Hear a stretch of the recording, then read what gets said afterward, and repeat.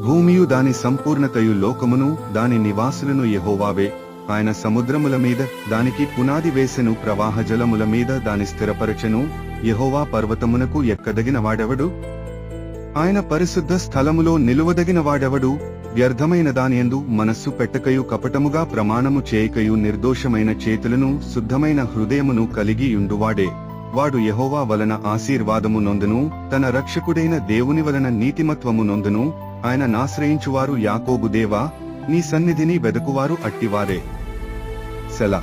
గుమ్మములారా, మీ తలలు పైకెత్తి కొనుడి, మహిమగల రాజు ప్రవేశించినట్లు. పురాతనమైన తలుపులారా, మిమ్మును లేవనెత్తి కొనుడి, మహిమగల ఈ రాజు ఎవడు?